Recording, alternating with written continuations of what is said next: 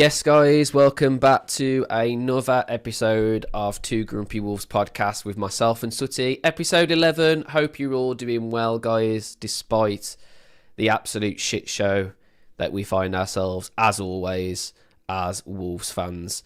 Thank you so much for already being here. Dapper, Matthew, Carl, Sharky, 123, Rebecca, Neil, Broken, Paul.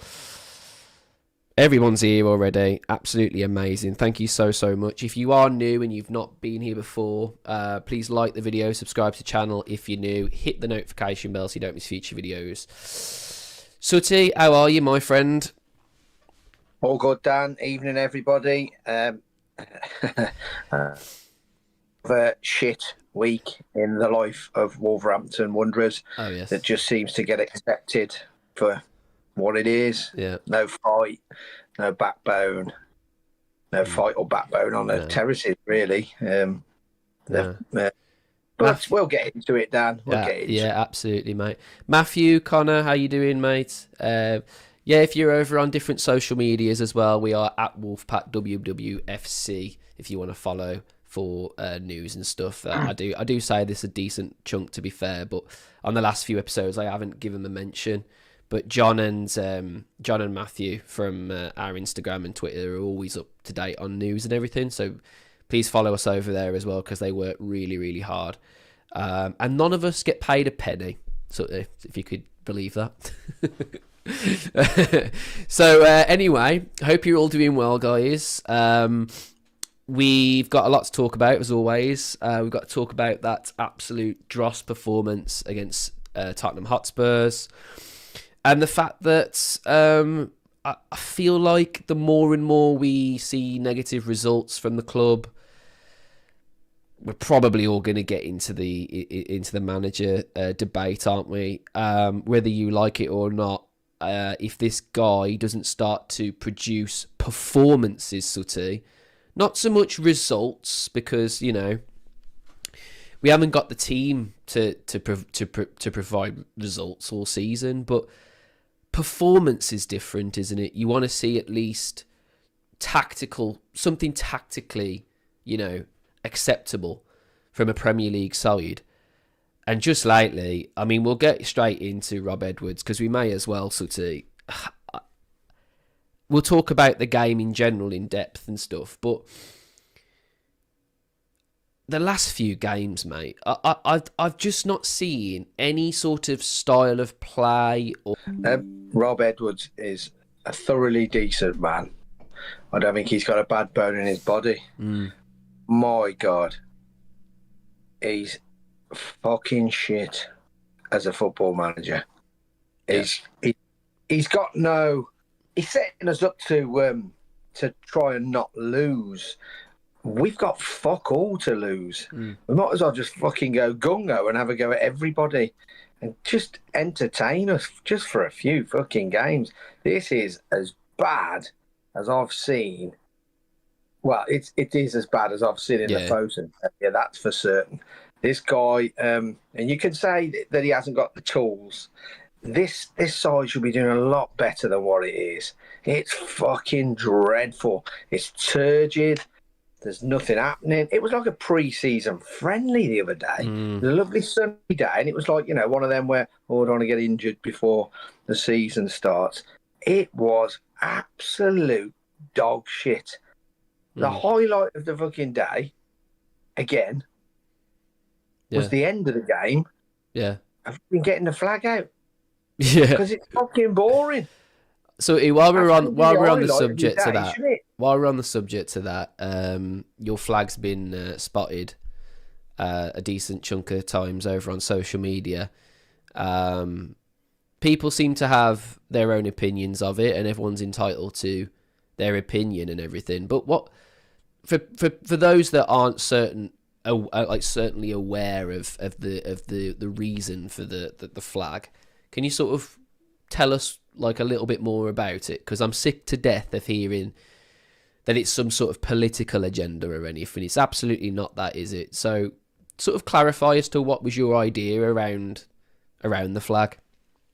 So basically, Dan, if I'd have got the biggest bed sheet known to man, a white bed sheet, and wrote the things that I've had printed on these flags, they wouldn't have give one shit. They would have just turned a blind eye to it. Not one shit given.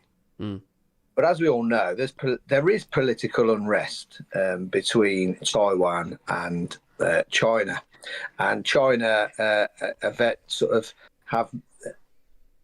a bit of a military dig at Taiwan every now and then, and a show of force. They'd like Taiwan back as a province of the motherland, basically, and the Taiwanese people do not want it. So it is gonna upset them a little bit. But when that first appeared it was late October, early November, outside Stamford Bridge, there was many Chinese people wanted a picture taken with it, as there were British people, yes, and any other nationality. Because what you've got to remember is, if we're going to discuss political things, and I don't want to harp on about this very often, but we've got a few supporters in I don't agree with bringing politics into football. Well, let me tell you this: that the Communist Party of China are one of the most strict regimes on the planet, and their human rights record is second to none for being bad. So if you don't want to mix politics, i.e. a flag being lofted up, but you're quite prepared to have an owner who gets dictated to by the Communist Party of China, then you really haven't got a fucking leg to stand on, because you should be denouncing this ownership model and what it stands for and the country it stands for. Don't worry about that fucking flag there. Don't worry about that. You've got to get your facts right. And if you want to get your facts right, you should be calling the owners out and calling for them to fucking sell up, because it's no good having a pop at me, because the only reason I've used that flag was to gain their attention. And that's all it was for. That flag behind me isn't actually the flag of Taiwan, but it's been based on it. Yeah. You got to be an idiot not to realise it's been based on it. The bigger flags, they are the flag of Taiwan. And quite frankly, if I upset anybody within Fosun International, I could not give a fuck. Good. I do not care. Good. They've insulted my intelligence for the last 5 years, and everybody else's. And it's been a gradual decline, and I'm merely asking a question. What are your intentions with this football club? Now, every time it comes out, it has pictures taken by the press, and it keeps it going. The protests hadn't even been thought about until this thing behind had been out for 2 months. Yeah. And without that, you wouldn't have cheaper season tickets. That's right? correct. So when you get your cheaper season tickets next year, don't get denouncing that, because without that, they wouldn't have been as cheap. They'd have been a bit cheaper, but they wouldn't have been as cheap. But I'll leave you this one as well about the season tickets. Our season tickets were benchmarked against Champions League sides, and they were raised in price so much that they were totally out of kilt, totally out of what they should have been. So the money we've just had knocked off is basically the maximum of what it should have been anyway. So they've had 2 years of your fucking money, and now they've just knocked it back down again. So in real terms, we ain't fucking gaining fuck all. No. So the fight still goes on for me. Look, if people want to get behind it, they want to get behind it. That's my opinion. Yeah, exactly. I'll own that opinion. Anybody wants to slag me off, that's fine. Slag me off. Come and have a chat with me, and I'll explain it to you. Don't hide behind your keyboard like some of them. They're absolute fucking idiots behind the keyboard. I think that's why I've kind of alluded to it and mentioned it, to be honest, because I feel like sometimes it's in the background or it's on social media or anything, but there's never an explanation as to why, and I think that's the more important thing about it. Oh, thanks, Bob. Put me a can of pop. Thanks.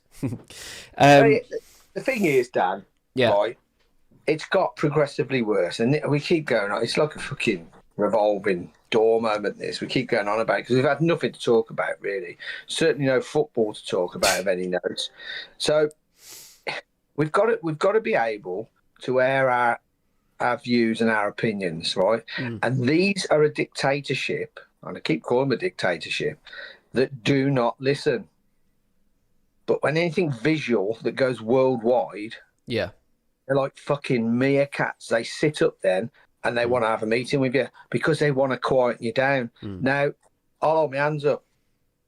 They did quieten us down for a bit. Yeah. And in hindsight, I did tell him that, I'll judge your actions. I won't judge your words, I'll judge your actions. But in hindsight, I think we should have done exactly what West Ham have done and carried on protesting throughout. I don't think they actually deserve a chance. They should just do it. Now, last week we had a discussion about a simple thing like a song, a pre-match song, and they did not fucking listen to a majority of a voted fan base. That the people that voted, 92% or something, wanted it back, and they've totally just fucked it off, just swept it off the table because they think, oh, we've had a meeting with them. That's it now. We've kept them happy. We'll silence them till the end of the fucking season. Then it's pre-season, and all will be honky-dory again because we'll win the championship. Well, I'm telling you now, they're in for a fucking huge shock. Because if they think they're going to win the championship just like that, just roll up and win it, they're in for a fucking huge shock. Hence, new flags. Be on show before the end of this season. And there'll be one that thanks them for all their efforts, let's say. Yeah. Yeah, I mean, I'm glad you've sort of told us about that and made us a little bit more aware. I know you've done it in the past, but some people have got, very short-term memory. And we've seen short-term memory all season, haven't we? Because some people just tend to forget why we were protesting in the first place. Because, okay, some things have changed since then, but where we find ourselves now is so unacceptable when people are still putting money into this football club and we're being treated, Sutty, to not even football anymore. Like, I don't even see football playing anymore. There was a Champions... I know, it's a fucking Champions League game. But, oh my God, that fucking Champions League semi-final I watched the other night, right? I was literally giving up on football. Not just as a Wolves fan, but as a Premier League person who watches Premier League football. Because it was just attack versus attack, and players that really wanted to do something. The refs tried to get in the way every now and then, but for the most part, I thought the refs and the officiating was quite good. And then you look at the Premier League, mate, and it's like in slow motion sometimes, honestly. And we're going to talk about it. Tottenham Hotspur. Fuck me. I mean, the one game that Wolves really should be getting some points in, because Tottenham at the moment, mate, this season have been on par with us at times. Genuinely on par with us. Unable to score. Barely any sort of key players. No attack. Couldn't defend to save their lives. Have a million different players, but it's all just square pegs with round holes. It's very, very carbon copy, but it was anything but that, really, was it? I mean, yeah, okay, both teams were poor, Sutty, but fucking hell, mate. I mean, I didn't go to this game, obviously, and I didn't even watch it because I had a wedding to go to. But Jesus Christ, I mean, I watched the first half. It was like, show this to someone if you want them to stop watching football. That was the game for me. Like, if someone said to me, show me a game, because I need to get into another sport, just get me off football, I'd go, here's your cure to that drug, because it was just absolutely shite. It was terrible. Both teams didn't want to actually play football. And Wolves, like you just said, Sutty, sat back at home against a side who hasn't won in the calendar year. And that's the manager you want, man. How fucking ridiculous is it that we're already relegated? I'd rather have seen us, tank a few goals, but look fairly good in attacking areas and see some different players do well or score. Mate, it was like all of a sudden both teams were relegated. There's nothing to play for, and like you said, it was like a pre-season friendly in the sun. Absolutely atrocious. Listen, Sutty, while I'm getting the stats up, what was your sort of assessment of the first half? Perhaps we'll go through first half. Well, Tottenham are absolute dog shit. Properly dog shit. A team made up of individuals that, if any individual leaves, they could probably do quite well somewhere else. But as long as I had an hole for an arse, then there was no way in my lifetime that we were beating them in that game. We were absolutely fucking shit. There's no drive, there's no passion, there's no creativity, there's no goals, there is nothing there. Now, I'm a big believer in the bloke in the dugout.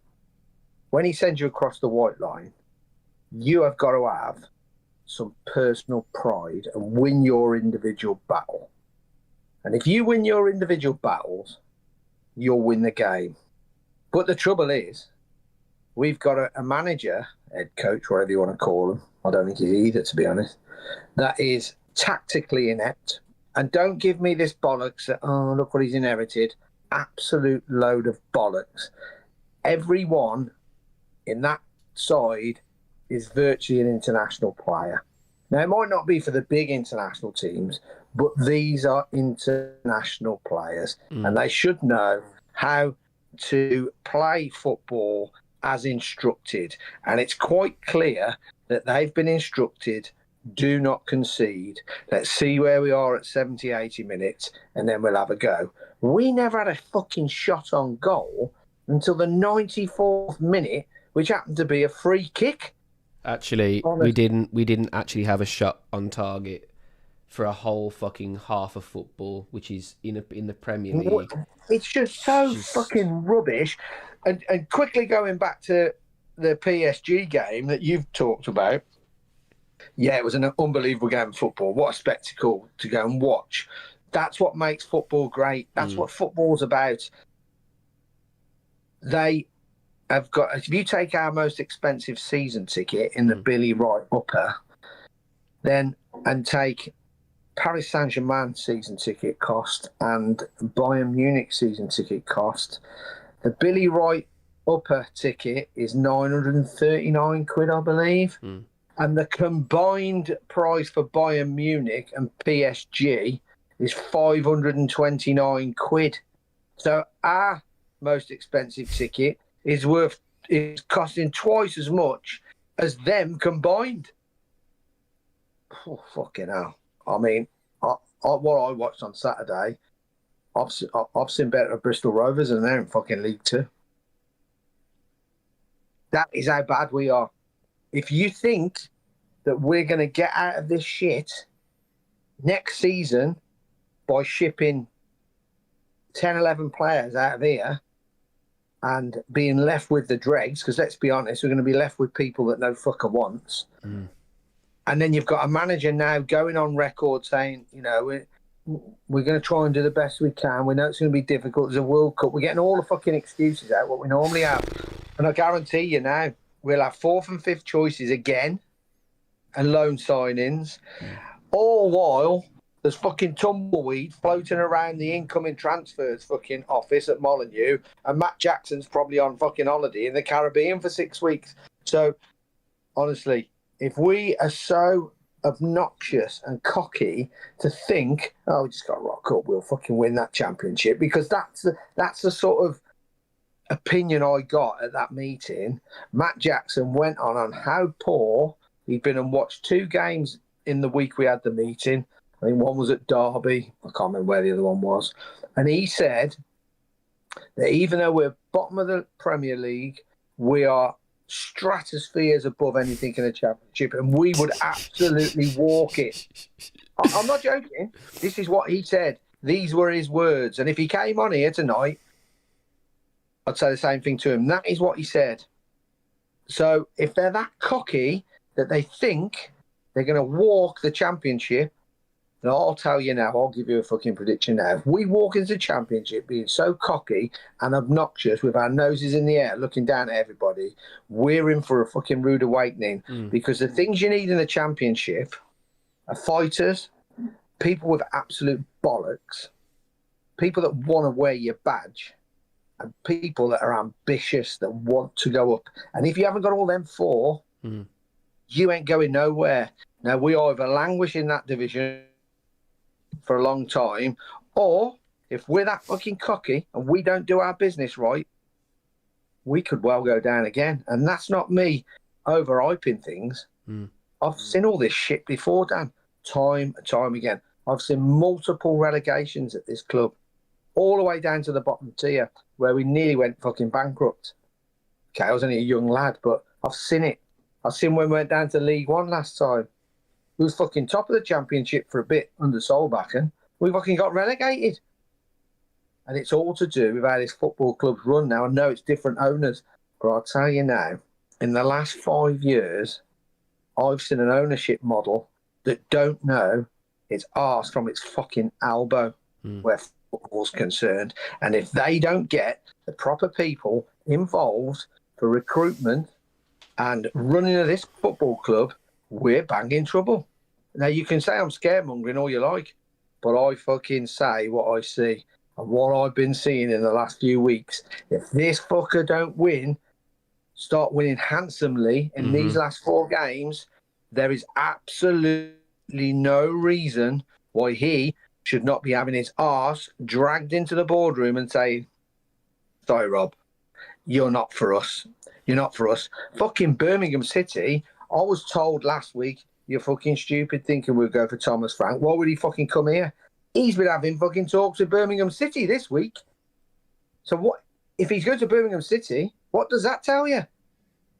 They haven't even fucking tried. They're fucking useless. I cannot wait, and I doubt I'll be invited, but I cannot fucking wait to go to another meeting with them, which they promised. You will be invited, by the way. Because I'm telling you now, I will tear them a new arse. I'm sick and tired of being made to look a fucking mug because I won't be fucking splurging their words out next time. Not a fucking chance. I want to see on the paper, what have you done? What are you going to do? And how do you plan to go about it? And you'll be held accountable for it. And I want you to fucking publish your fucking, what you're going to do. Tell everybody what you're going to do so we can hold you accountable for your actions. And let's see how fucking much you wing it. Because at the moment, you're fucking winging it. Nathan Shee is a 32-year-old lad compared to me. He knows fuck all about football. Who's he brought in? Specialist. Who has he brought in? He's just moved people from one department to another. They're all yes men. They were yes men under Jeff. And unfortunately, the last remnants of Jeff is Rob Edwards. And he has to go. I agree, mate. I am under some sort of... I have been aware, sort of, that we are looking at a contact that kind of can sort of pull a few strings in terms of getting things done quicker. I don't know whether that's replacing people that were already in the networking of doing all these different things, but apparently there is a job going for something. I can't really say too much, but there is a job going for something, and apparently there is someone lined up. So it's not a manager, by the way, because I'd fucking tell you that, because that would just be one of them things. But it's definitely someone who...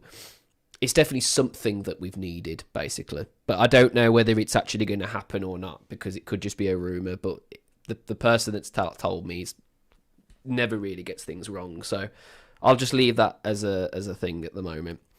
But you are absolutely right. And the reason why, obviously, they are looking is because Nathan's probably already started this escapade with these twats who don't know what the fuck they're doing. And he's probably already gone and thought, I need someone else. And he's probably gone, you can stay here and do what you're doing, but I do need other people who have already done this and have proven that they can do this. So I'm hoping that sort of happens soon. But in terms of what you've said, Sutty, it's complete. It's gospel. You know what I mean? It's we all know this club is bleeding. It's absolutely bleeding at the moment, and they don't seem to be able to stop it in any sense. Do you know what I mean? The tap-ins that we've allowed them to score, they've just scored own goals. And now we're led to believe that Thomas Frank might be going to Birmingham. And we're going to be left with a manager that, I mean, he's got no... People keep saying, oh, well, he's done this, he's done this, he's done that. But has he actually bought a load of players and then gone on a season? No, he's always inherited a squad.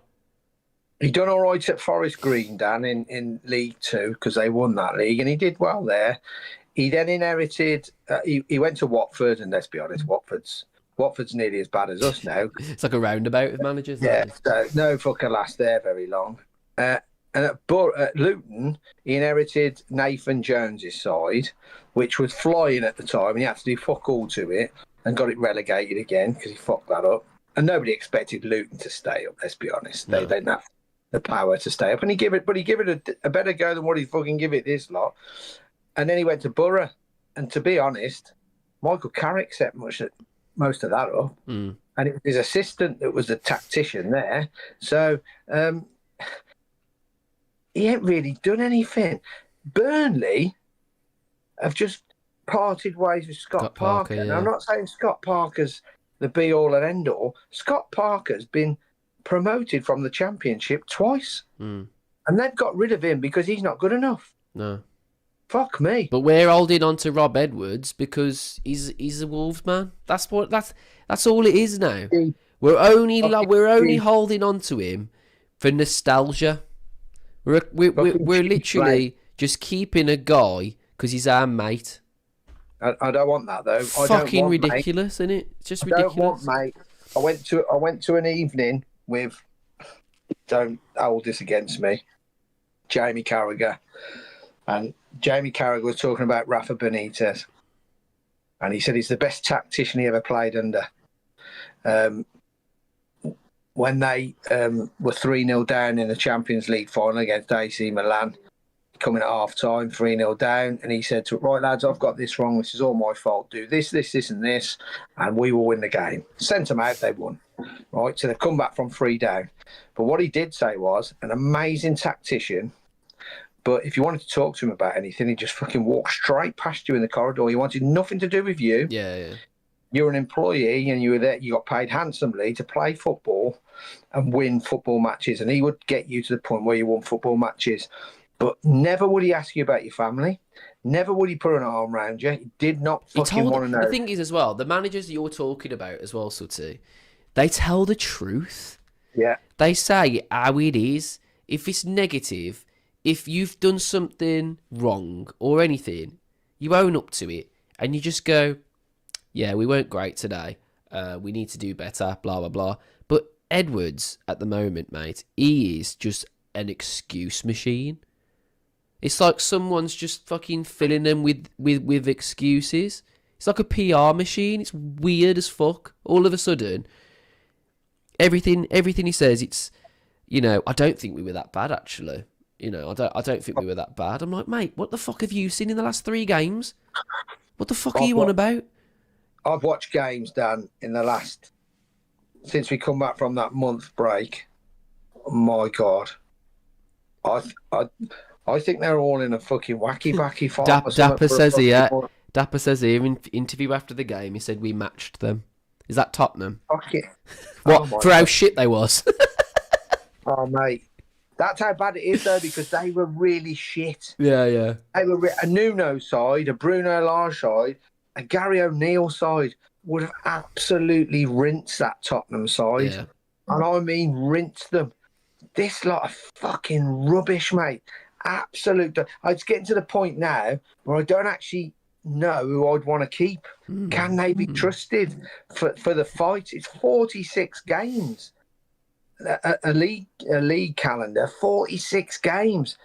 Are they going to be wanting to go to fucking, I don't know, Sheffield United on a wet Tuesday night? I have my fucking concerns here, mate, massively, because I don't actually see, and obviously I'm not privy to what goes on in the boardroom and what have you. I don't actually see what pull we have with a man that in that meeting said to us, Wolves can't attract good players anymore. Look at the players we linked to. And this is the guy, 35-year-olds. He's attracting. He's the one that's got to attract the players, and he's telling us in that meeting, you don't believe how hard it is to attract players to Wolves. Well, hang on a minute, and I'll name him. Little Dan could see steam coming out his fucking ears off the fancast, and he said, "Hang on, you're telling me that we had Neves, Raul Jimenez, Moutinho, Johnny Otto, Patricio, all these players that wanted to come here, and now no fucker wants to come. Why?" And he couldn't really answer it. He couldn't really answer it. And at that point, one of us, I can't remember who it was, said, it's because of the owner. And everybody knows how this owner works, and that you're not even going to try and win anything. You just want to exist in the bottom half of the Premier League. Players ain't going to want that, mate. They want somebody with ambition. They want somebody with ambition. Erling Haaland's dad told him, whenever you join a new club, don't look at the players around you. Don't take the notice of the players around you. Take the notice of the manager. Look at the intentions of the owner. The owners, yeah. And if he doesn't want to do anything, fucking go somewhere else, because you're wasting your fucking time.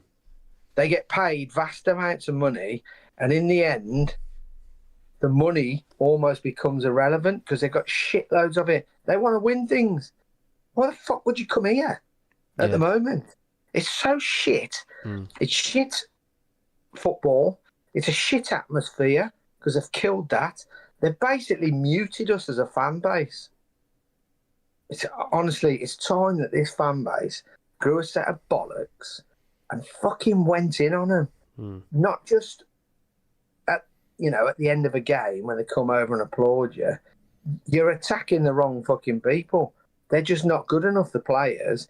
The people you should be attacking constantly throughout the game are the owners and the chairman, and letting them know.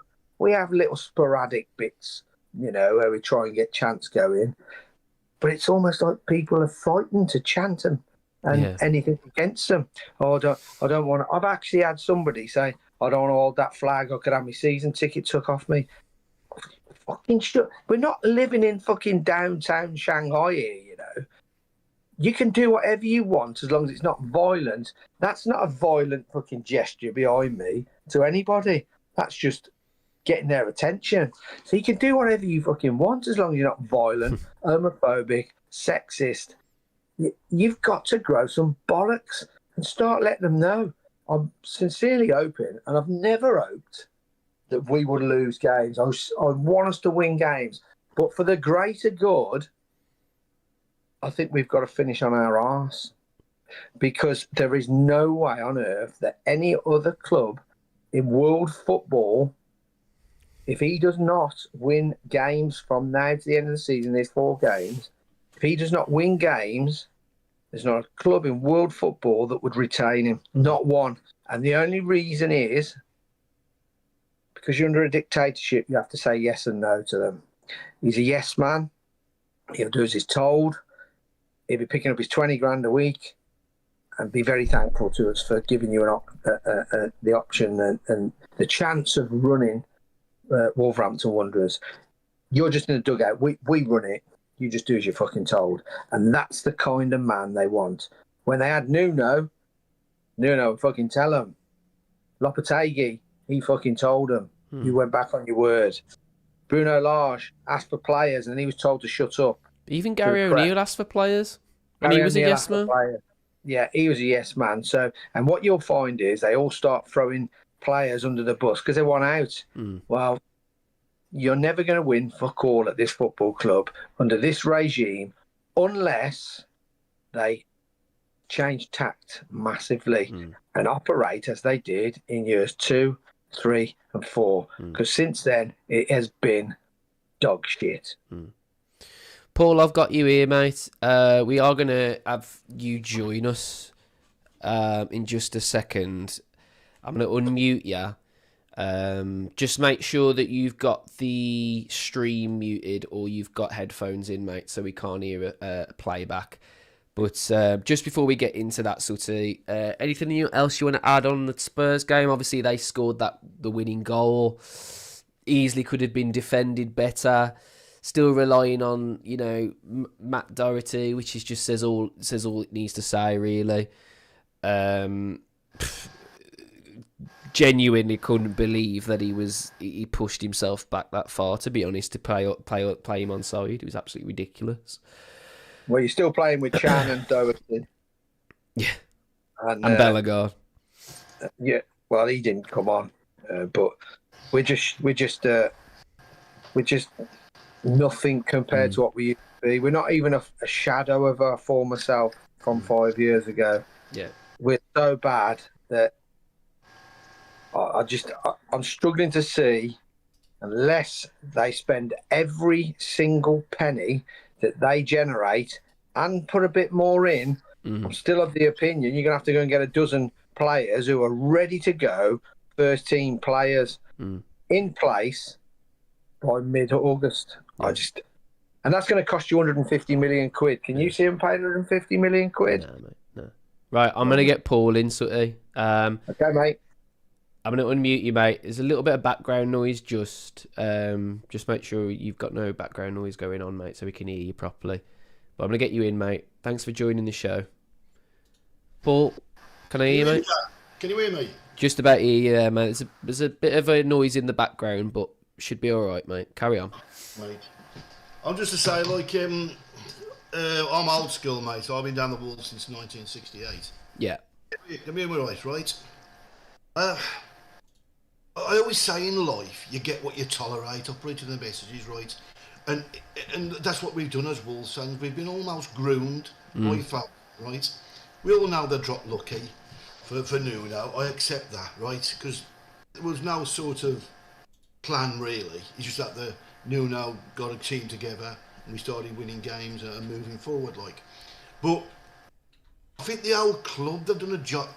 Whether it's the Premier League or the nature of football these days, but they seem to have done a grooming job on the old support. There's nothing there. There's no passion. Can I give you a story, Dan, from the past? Yeah, go for it, mate. I was one of the main people who saved the Wolves campaign, right? And then they've such hill now, big Findles. We took a couple of coaches down to London, right? To demonstrate outside what we thought was the Batty's office. Anyway, it got a bit heated, say the least, right? I ended up putting the window through, right? Yeah, carry on. Anyway, the truth is right, Findles is dead, but there's chaps out there, Tipton Wolves, Darlington Wolves, who no one won about. And when me and Findle's got nicked, and the truth this is, was at Bow Street Magistrates, right, the next day, and the judge was giving his, the magistrate his bits and pieces, and the magistrate felt sorry for us. That's how bad this club had become. The magistrate was a Charlton fan, and he kept saying, I understand your frustration, lads. Yeah. I understand, the situation with Wolves. I can remember Wolves coming to Charlton in the 50s, Billy Wright, etc. That was a great... And the judge had sympathy for us. I know it's a bit of a story, this. Anyway, I'm looking at things, I thought at first, we ain't going behind the door for this, man. They're going to throw the bucket at us. Because the judge felt so... Can you hear me? Somebody else is talking. No, got you still, mate. Got you. Yeah, mate. Because the judge actually felt sorry for us. We had a 50 quid fine each, that's all. And I think it was £20 cost. I looked at things, I thought, results. But we had spirit then. I remember going to... The last time we played Lincoln, I think it was, we won 3-2 at Lincoln away. There was only about 150, 200 was there. Pitch invasion, it's like we'd won the World Cup and we'd been relegated to Division 4. There's something weird about our fan base. And I look at I love your show. I love Sutty, man. He's top man. I mean, my daughter, I can't mention her name, but it's quite a famous actor, right? And it was hoping to meet. We went to West Ham game. I was hoping to meet Sutty, you know what I mean? So, the thing is, I had to drive 2.5 hours to Brentford to pick her up.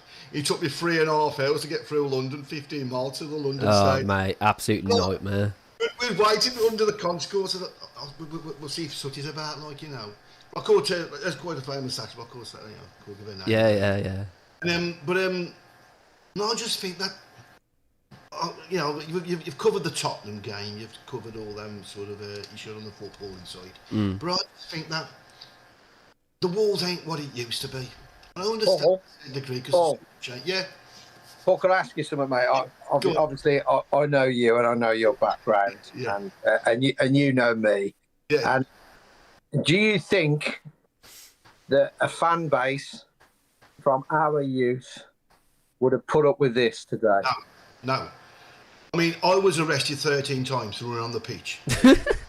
Truth is, they used to take us down Red Lion Street, give us a rollicking, and say, go home, lads, you know what I mean? It was that bad. I even got handcuffed to the old South Bank railings once. We were on the pitch and there was this big copper, I can't remember his name now, and he handcuffed, I think it was against Newcastle. And then I ended up getting a good shoeing by, they're trying to get right? But that's what we used to be like. It was like passionate. I mean, you used to play up, don't get me wrong, I don't like that. I've been in a load of scraps, you know what I mean, all that kind of stuff. It's happened in the 70s and 80s, I think I spent more time in the Almonds, I did the away section. But apart from that, it was like there was a different spirit. There was a different sort of... I mean, we'd have been demonstrating 3 or 4 years ago, Sutty. We wanted to absolutely. stop for this. I mean, them batches... I mean, I'm an old man now, right? And then not from this side, but I get criticised by a lot of fan channels. And I do try and articulate myself because I'm trying to explain situations, but I get called all kind of things: bedwetter, armchair fan, fake fan. I tell you something, it's disgusting because I can remember travelling in the 70s on the bus from Tipton, double-decker bus. You'd be absolutely chocker, you know what I mean? If you don't get the bus, you're stuck basically. And now nobody goes no more. No. Mates go. And I live in a West Brom area, right? And I have to take all that shit off them, you know what I mean? But and there's nothing to give back to them, do you know what I mean? Because there's nothing in this club. And if I think this Edwards, I agree with Sutty and you, Dan. If they say something like Edwards knows the league. I've asked this on, what do they mean by that? Define what you mean by Edwards knows the league. So, did he know Coventry was going to win last season then? I could have put a bet on that if he'd told me. What do they actually mean? They say Edwards knows the team. I put it online. Picasso comes round my house. I say, mate, I ain't got much paint. He's my old daughter's old paintbrush. He's a tin of bloody emulsion and a couple of other tins. He can paint a good picture. So all this about the Norris team is bullshit. You've got to be able to... A bad workman blames his tools. Simple as that. Now, there's fundamentals missing with this. Now, my daughter went to the West Ham game. Even her couldn't understand, nothing about football as an actor. I was saying, I had to tell her which way we were kicking. But even her was saying things about the game. I thought, well, if she's noticing that, Yeah. gotta be bad. I mean, she's normally on the West End, like, I don't know football, like. And funny thing is, though, I had to go in the club shop. I've never worn a shirt in my life. We day back in the day.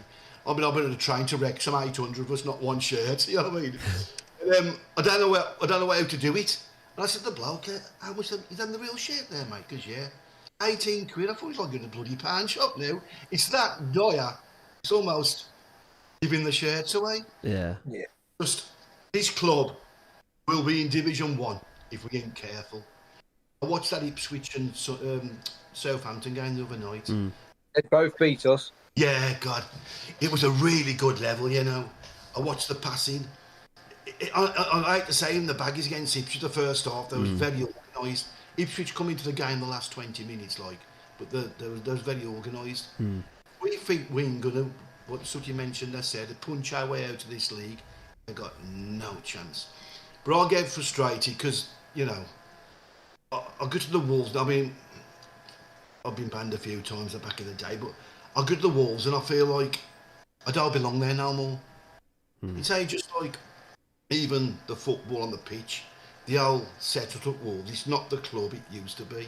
It's almost like we've gone through this, 6 or 7 years period where we've lost our identity, we've lost who we are, and now we're in need of something, some fight back. It's relatively not there at the moment. Yeah. It's almost like I admire Sutty with his flag, and that makes me laugh because he did the other day on the Tottenham game. And but back in the day, it was just like a handful of people. It was almost organic. The fight back was organic. We just, fuck this, let's get on the pitch, you know what I mean? And oh man, I could tell you some bloody stories, man.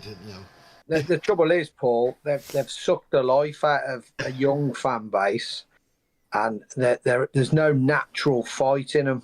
No. Where they want to air their views. They're almost frightened to air their views. I couldn't give a fuck, really. The amount of people that say to me, "You'll get your season ticket took off you," fucking take it. I don't give a fuck, to be honest. Because you know what I'll do? I'll stand outside every fucking game with a flag. I'll tie it to the lamppost, and they'll get bigger and bolder every fucking time. I need a treble set of ladders to get up the fucking ladder there. So I'm not fucking bothered. They've searched me. They've dragged me to one side and searched me. There's ways and means about demonstrating. Yeah. Years ago, Paul will tell you. I know Paul, right? And I'm chuffed Paul's come on here because he has. And I've always stuck up for Paul on any podcast I've been on. Right? Any podcast, he's entitled to his views, and he's a bit militant like I am, right? But what he says is real. If you don't like what he says, that's your fucking problem, not his. He'll own his views like I'll own mine, right? And if you don't like my views, that's not my problem. That's yours. You have to deal with that, right? So, and it's likewise if I don't like yours, I've got to deal with it. So, but this guy for everybody, I'm just going to tell you now, this guy was one of the originals that ousted the Batty brothers, right? Yep. So, without the likes of this man here, who's been chucked off other podcasts for saying nothing bad, might I add, been chucked off other podcasts, without the likes of this guy here, you would not be having a Wolverhampton Wanderers football club. So bear that in mind when he puts comments on that are nothing bad. He's just speaking his own truth. I've sort of well said, so I appreciate when you stuck up for me that time. I mean, that give me a little bit of hope. I mean, what they've changed the definition of terms. They say arguing against the perceived narrative is become rude. No, it's an opinion. It's almost like this wokeness, this progressive stuff. Thing is, Paul, right? It's only when they only get back on the same fucking train as we are when it suits them and when it's fashionable. That's the problem. Do you know what I mean? That's what it's all become now. It's all like, what's that? You're gonna get a load of people around a table and you're gonna talk to the powers that be. Oh yeah, I'd love to be there. I'm like, well, where the fuck was you before? Yeah. Where was you when all this was happening in the first place? Now it's fashionable, and it's become okay to put your name on the bottom of a fucking piece of paper with everything everyone wants to say and what everyone's wanted to say for the last 4 years, might I add. Now it's fashionable, and I don't give a shit. I'll say, me and Sutty, I made this fucking thing, right? And I invited Sutty to it because I said to myself, no one talks the fucking talk on the internet anymore. It's all got narrative to it, and it all has to go one way. And if it goes the other way, all of a sudden, it's a problem, and it shouldn't be a problem. People should be able to say whatever the fuck they want to say. To be able to think, you've got to be free to offend. You can't separate that. You say what you think, and another person may not think that way. But I write a lot about these channels. I criticising all of them. No. They don't understand that.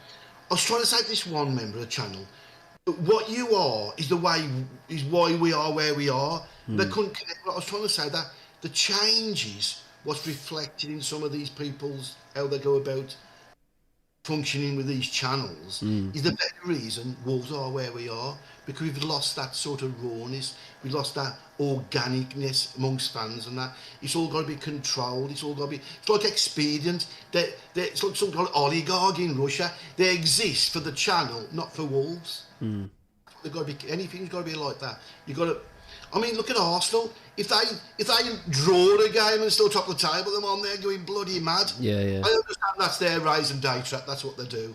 That's where their sort of niche is. You see, the thing is now, when we were kids and young men, it was somewhere we went to lose ourselves for a day, and you had a bit of fun. You had a few beers with your mates, and you knew everybody you went with would have your back. Yeah. It's not like that anymore. I do see little pockets of youths around the ground and what have you, and think, yeah, that's what we were like when we were younger. And I know people say, oh, I've had this conversation in another Discord channel the last couple of weeks about having the fight in you, and what you want about having the fight? I said, well, years ago we'd have been on the fucking pitch. We'd have been climbing up into the director's box and stuff like that. It'd be gone mental. Oh, we don't want that. Oh no, we don't want that. But you're just accepting of anything that they give you, and if you're accepting, you ain't got a right to moan. Exactly. It's like it's got to a point where they go, oh, it could be worse, it could be worse, it could be worse. And they'll just say that all the way up until we're into, non-league territory. And then they might just about then hear the fucking penny drop. Yeah.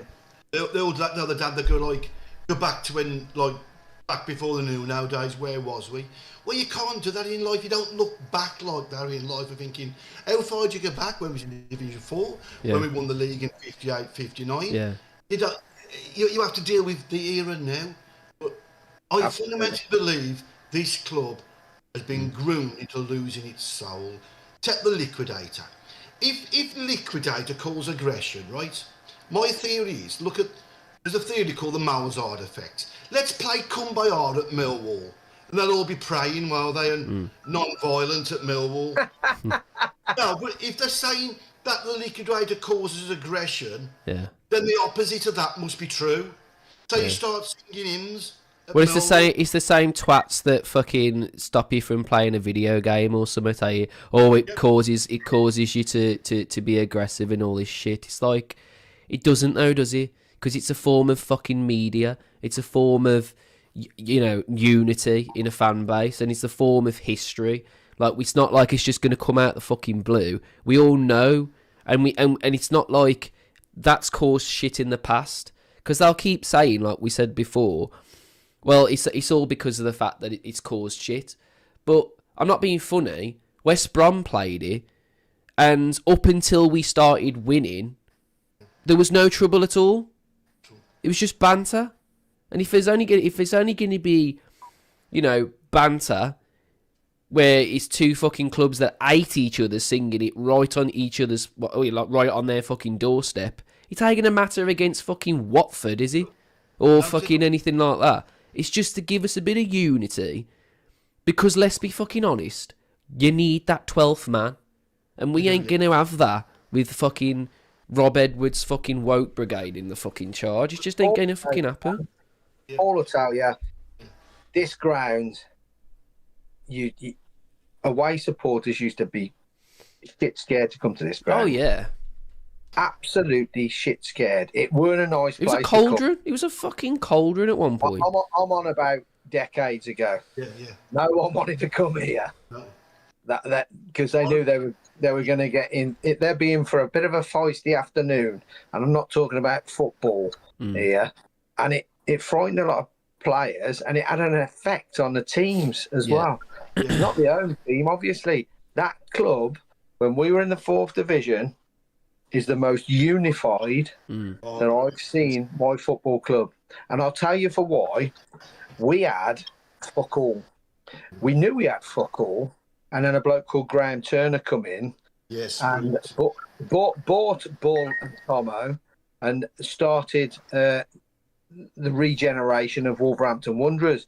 Now, we knew we had fuck all, so we got behind them. These fuckers are the richest owners we've had ever by a country mile.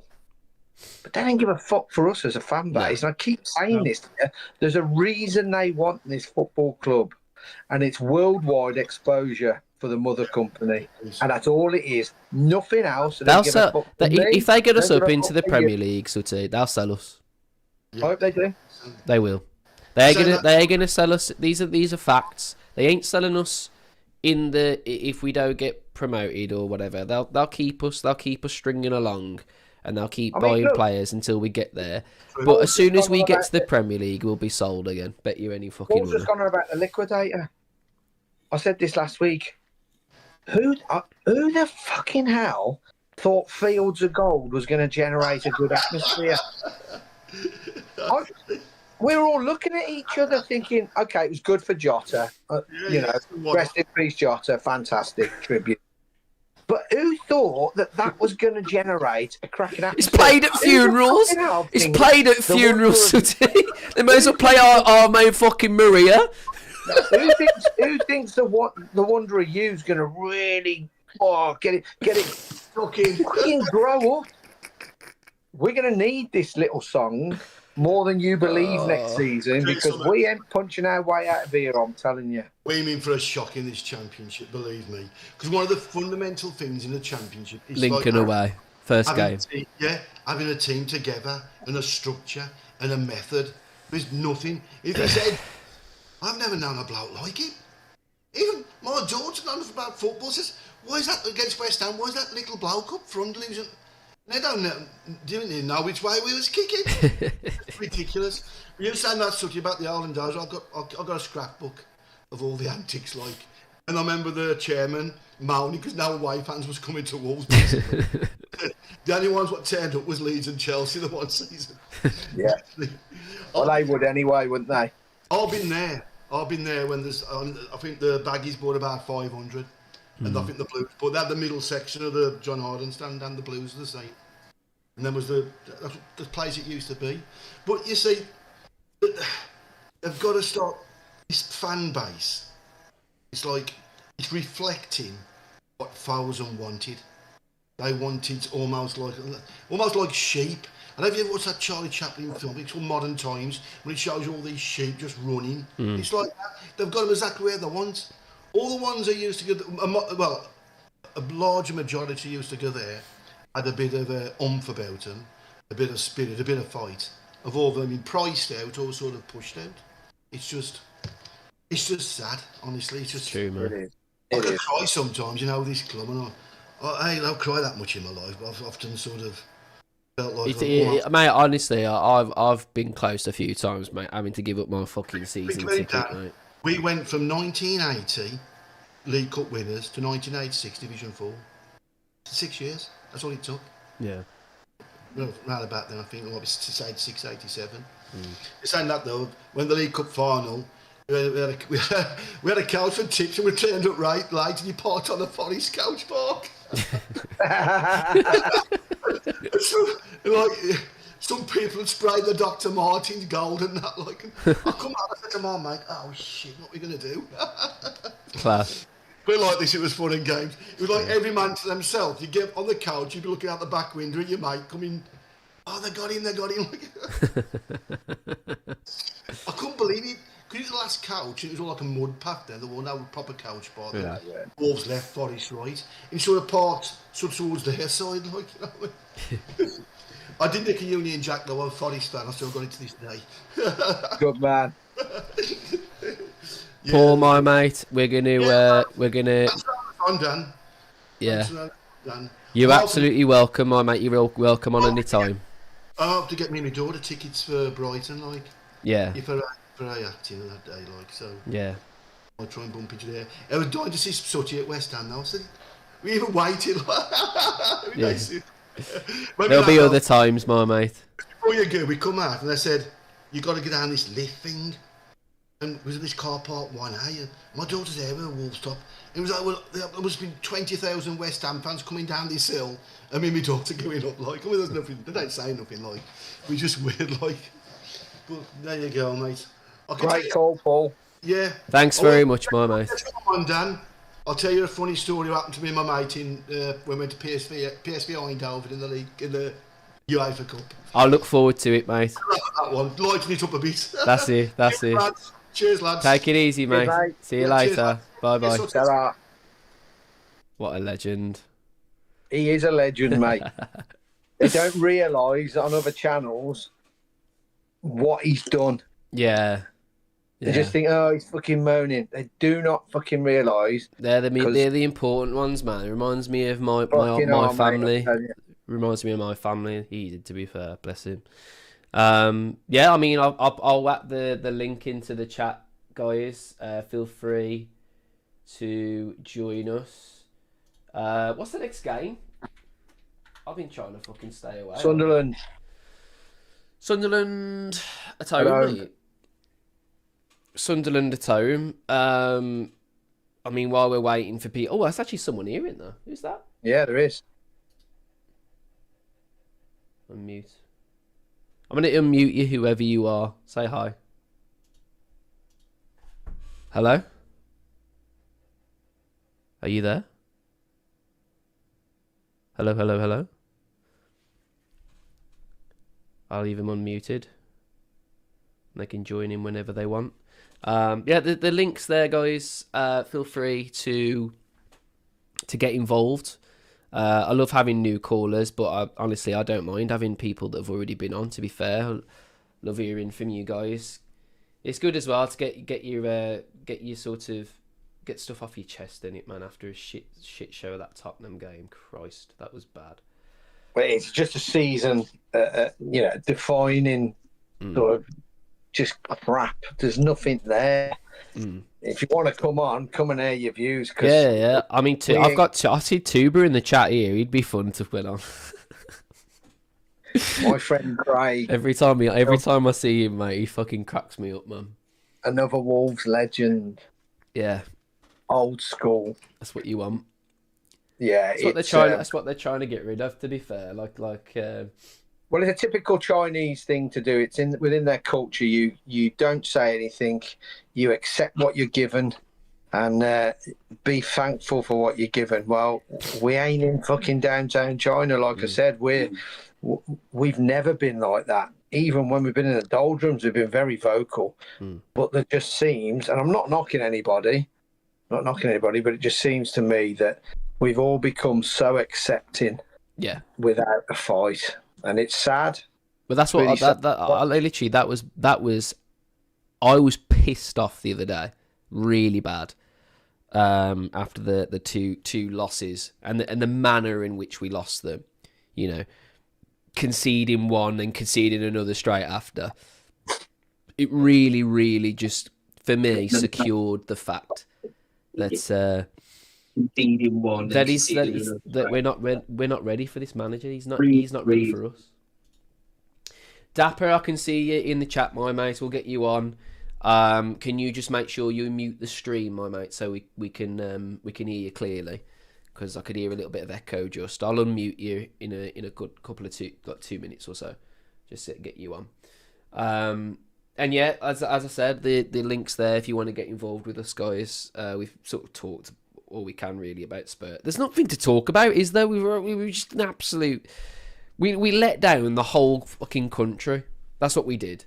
Everyone wanted Spurs to lose, and then we just defended at home when we got nothing to lose. Brilliant. What a great tactic that was. I'm gonna try and unmute you, Dapper. Can you hear us? Yes, guys. How are you? How are we, mate? Nice to see. Not too bad yourself. Nice to hear from you again. What about Spurs then, mate? Unbelievable. Well, we called it the week before of tactician marvellous yet again, eh? As soon as I seen the lineup, your eyes start to roll in. You're going, come on, just have a go. Like I said, we were already down. So why didn't he go to up top? Didn't he do? Why not? Back four, yeah, he could have done the. Why not? Did Doc need to come in? Could we have had Santi go? Not Santi. What's his name? The young lad we like. Well, he played him anyway, but he never played him as a left winger bombing forward. He was radical. He was in midfield. Every sub that came on was all over the show. They didn't really seem to have instructions, did they? In attacking, in any sort of attacking sense, it all felt like you get the ball, you try and recycle it, you try and press if they press you. We never actually counter pressed them. Like I think the first half, I didn't count a single time we actually counter pressed them. We literally sat back in a flat five. What the fuck are we doing? There was a couple of opportunities because Gomez had a really good game. He was doing people, but he was doing it in his own half. So he was dead in 2 or 3 players, getting past them easily, like kind of thing. But then no vision to break forward to give it to Armstrong or who else was up top, if you know what I mean. He was all in our own half yet again. No assists, nothing. It was just... Then you get to half-time and then you think, what can he actually do? I mean, we're probably shouting out as fans, bring Tarlu on, put him up top with Armstrong, put a number 10 in there and go for it. Nothing. He'd done the sub, if I'm right, 70 minutes. Yeah. Done just that sub, and then the other ones was really, really pissed me off. He changed both full-backs with 10 minutes to go. But, mate, when you bring in Jackson and Hwang on, do you even know the fans you're trying to please? Exactly. It's like... well, you're fucking even bothering. You may as well not even have bothered. You may as well literally have just gone, you know what? Just run it out, lads. And I've not watched much of Spurs, but I've seen the results. And after 50 minutes, 60 minutes, I was thinking, they're here for the taking. So his subs didn't change the game. We didn't get at their throats. We didn't really penetrate them. It was just like, bar that free kick. Was it Gomez? Good save. That was about it, I think. So tactically, them saying this is the man to bring us up, straight back up. I don't know what players we're going to get. By the looks of it, we're going to get a 34-year-old who's played in Scotland. Yeah. 2 top teams in that division. The rest of them all fodder. The Spurs and Celtic have always been there since I've been a kid. Top 1, top 2, and they get to Europe. So we're after a 30. I think he'll be 35 the time he gets here. Then we're looking at other freebies where, like, when I go to this meeting a week, Tuesday, I think it is, I'm getting a round of fucks. Can we talk about that a little bit, mate? So that meeting, obviously you don't have to disclose us what you're going to say, because obviously, like, we don't want him that prepared. I don't mind, Dan. I don't mind. I'm like Sutty. I'll speak your mind. Yeah, we don't want them that prepared because they'll fucking... Yeah, well, that could be little ears, yeah. But sort of tell us, like, what kind of things you're going to address, really. Not go into specifics, but, like, what kind of things do you really want to talk about? It's the elephant in the room, Dan. It's like we're getting rid of between 9 to 12 players, guaranteed.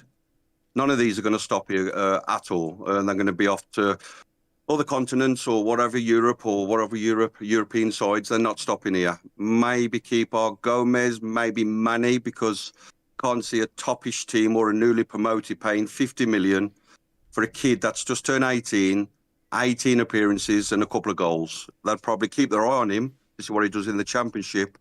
So we've got 3 players maybe, 4. Perhaps they're going to bring Sasha back, Doyle, Boubacar. Don't know if they're going to keep them, not a clue. So my question is, with 9 to 12 players leaving and you got to replace these, who the fuck are you bringing in? Who's going to be... Is Jackson doing this? Is Club Med director going to do this? Because I don't trust them. No. I don't know if any other true Wolves fans trust the recruitment's going to be on par to even challenge top 8. I'm like every other Wolf. I'm frustrated. I do know what I'm going to say, but it's going to be along them lines of recruitment. And when you said you're going to punch your way out of the division, that's big words, very big words. He could have said it. Look, we're going to compete in there, them kind of words. But to say punch, you better back that punching up. Yeah. And the question is like, how are you going to achieve this? And the thing is, like, if they'd said something like, you know, it's going to take us a few seasons because it's going to be a rebuild, but, you know, in a couple of seasons when we've got some, you know, a good sort of structure and everything and a foundation that we can build on, then, you know, we're going to go for it. To say that you're going to come up on the first time of asking, not knowing what players you're losing, not knowing what manager's going to be in your dugout, it's so naive, man. And to say it around a table where you know it's going to be soundbited, like, we're not fucking stupid. You're around a table of fucking people that do this, you know, not for a living, but at least we do it a lot. You know, we do our research. But what he's done there, Dan, is to the happy clappers. Nathan just said we're going to punch our way out. We better get our season ticket. Do you know what I'm trying to say? Yeah. The happy clappers, it's them sound bites where their ears prick up and go, oh, lovely folks, and they do care about us. They can't give 2 fucks about us. Not 2 fucks. It's like, where's the planning going to come? This is my question. It's all about the future now of the club, isn't it, Dan? And what is the future? It says a lot. It says a lot where we're looking at. I've got to be careful what I say, but it says a lot where we're looking at other people to come into the club, because we should have enough, really, in terms of, you know, clientele to be able to get some signatures on the board. The fact they're looking for other people, for me, says Nathan's had a little bit of a rethink. Because well, the other thing is, Dan, we've got to get the recruitments in, but I don't even know who our goalkeeper coach is now, who's our set piece coach. You need a big team, and if you're going to punch your way out the Championship, you've got to have every box ticks from tactics, and you've got to have a backroom staff. If it's Edward, I hope it's not. If it is, and then sticking with him. What's the backroom staff? The goalkeeper coach, set piece coach. Because all season we've been woeful at set pieces, and then, like I said last week, we've got young Manny taking the corners and the set pieces. But there's no direction to the feet. Just lump it in there, Dan, and see what happens. We play it short a lot, but it never seems to go in like fast enough. If you're playing it short, you're trying to shake up the defence. That's fair enough. But we seem to play it short, and then whoever's just received the pass is looking up and going, "What do I do? Fuck. What do I do?" It's like, God, what the fuck are you doing, man? Just fucking boot the ball into the mixer. It's not hard. Yeah. I don't know, guys. It's But I just don't feel comfortable for the future at all, Dan. No. And what's happened 12 years ago when we went from Premiership to Championship under Solbakken and then to Division 1, I can see it happening again, buddy. I honestly, I've been told a lot, really, that I'm being too negative when I say it. But no. I look at Leicester and I don't see that much difference. I see them, No. they were Chinese-led. They did incredible things in the Premier League, better than what we did, by the way. They'd already achieved far better things, and they have fallen and fallen and fallen and fallen, and they've probably still got a better side than we have. Yeah, and like Paul, God bless him, it's right. They've literally ripped the old school lads out there because we was the boisterous ones, so to speak. It's not that we're boisterous, it's that we're passionate about our football team. Absolutely. And they've priced out the old boys. Look at the price rises 2 years ago towards the older generation as well. And if it wasn't for some of the people shouting up, he would have charged the kids double as well. He was dead set on not changing that. And somebody, be it Jackson or whatever, said, I think you better reel your neck in and discount the kids. He was gritting his teeth by doing it, Dan. Yeah. Well, yeah, it's not been the first time that me and Sutty have heard these Chinese owners have agreed to something and then last minute tried to change their minds. So we know that for a fact, you know. We know what they're like. We know what we're up against now. We know they lie. We know that they move goalposts at will. We know they offer head coaches dreams beyond their dreams almost. And then when they save them, we know that they don't back them. We know we've got a soft underbelly of a fan base as well. And that's not me knocking anybody in here. That's how they've been brought up. But football is tribal. And football isn't meant to be a nice rosy day out where, you know, you can't swear and you can't sing to the liquidator. Football has always been predominantly, sorry about this, ladies in the chat, predominantly it was a male-dominated environment. And that set the tone. You've still got to have a little bit of needle. It's like I said the other day, last week on here, the most important football club to this football club, and you can discount this if you like, I couldn't give a flying fuck if you don't agree, the most important football club to Wolverhampton is West Bromwich Albion. And West Bromwich Albion, it's Wolverhampton. And I tell you for why, because it sets the tone at most games. We sing about them and they sing about us. Take that away from Molineux now. And I'll tell you now, Molineux will be fucking mute without them old songs, because we've got fuck all new to sing about and it don't look like we're going to have anything new. So anybody that's stupid enough to say, I don't want to go to football to sing about West Brom, well, you are the fucking problem. 100%. They're the problem. And if you football in general, like you say, Sutty, even if you go to Bristol Rovers, Bristol City, the atmosphere, you can't take that away from. Absolutely. You can't take away that passion from anyone. It's like you look at Newcastle, Chelsea up there. They got their lads. They're still proud. They're still singing their nuts off up there, guys. You know what I mean? Everybody's derby is the most important game, and it's the biggest derby. Whether you're Bristol Rovers, Bristol City, to them two sets of supporters, that is 100%. The derby. It's the most ferocious derby. Now, the best derby for me is Wolves and West Brom. There is nothing like it. Do you not think supporter, when we play Albion away and they play the song that we're not allowed to play, that kind of says a lot about where our fucking football club is? Yeah, absolutely. They're allowed to do it, but we're not allowed to do it. No, we're not. It's not. No, you got this all. It's all wrong. This, we are allowed to do it. We choose not to do it. And we choose not to do it because you've got a couple of old fucking duffers on the board who say, I don't want to fucking, don't want to be swearing as they're coming out the tunnel. Fuck off. But they're not screaming, you fat bastard, at every single goalkeeper that goes in the opposition net. Absolutely. I mean, you know, they're not saying the referee's a wanker at every single game. These songs. I've told you this earlier in an earlier episode. I got asked to leave the South Bank pre-Christmas because I called the referee a fucking wanker. And when the steward come up to me, he said, you got to go, mate. I went, what? He says, you got to go. I said, go where? He said, you got to go because I've had a complaint about your language.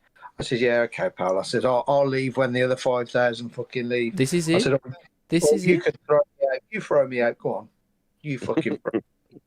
And he just walked off. I'm like, fuck me. And it was a woman 3 rows in front of me on the South Bank in SL2 and put a fucking complaint in because I called the ref a fucking wanker. I'm not being funny. What the fuck are you doing in the South Bank? Oh, my God. Yeah, so, just like Sutty, I've got stared at loads because you're passionate. If If some of them players are not putting the effort in, you're going to give them a round of fucks, ain't you guys? That's what you do. Or you've got the managers making bad subs week after week after week. You're going to give him a round of fucks. Of course you are. It's what football do. And then what's happened with Wolves is because we come so corporate now, and we've got them boxes, and then we've got Chinese fans coming over buying the shirts. They'd rather have them on the seats than the passionate lads. That's what they do. Them there for the money, guys, and they'll push us out or try and push us out. So somebody from China will come and sit on the seat, have a lovely day, go in the club shop and spend 400-500 quid. Or you can get some Yanks in there and give it them all for fuck all. Yeah, you can do that. Them couple of Spurs, was it Spurs pricks who got in for Arsenal? night? The Arsenal fans? They had a couple of a three-course meal and a drink. Tapped them on the shoulders, and then they was ushered out. Nice. Fucking unbelievable. I've seen more fight at sort of non-league clubs at the moment. Yeah. I've been all your old school lads go down there midweek and have a pint behind the goal and stuff like that. And enjoy the day out. There's more fight and clout. Not even non-league. Non-league, I'm on about Hellenic League level. There's more feistiness there than there is. Off than there, yeah. They're all shit. I've just seen on here somewhere. I can't remember who's put it, but they're all. There's too many sheep and not enough shepherds. Ain't that the truth? That should tell you everything. And like we said about the corporate people coming in and selling the shirts and this, and I hate to say, well, I'm going to say it, and there's other podcasts that they're making money. It's all about them. They don't care about the club. They care about their prestige, their little podcast every week and put the faces. And when somebody does do a comment, like you said, you have a discussion about that comment, don't you, Sutty or Danny? You discuss that comment. But when somebody says your comment's shit, that's rude. From other people. I'm not going to say no names, but you're supposed to be diplomatic and have a chat about this situation. But there's certain podcasts, they just throw you down straight away because they're earning money. Well, we don't. Well, they want it. The thing is, can I just say, the thing is, I'm going to talk to you about what. So YouTube, basically, yeah. If you set your channel to suitable for children, right? Yeah. You lose monetization.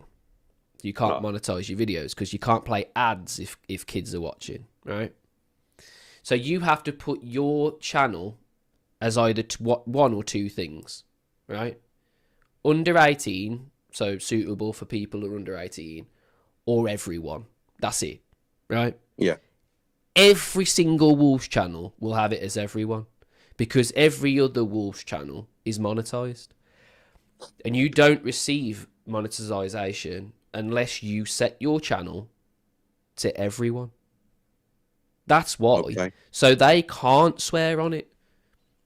They physically can't swear on it. Otherwise, their videos don't. They don't get shut down.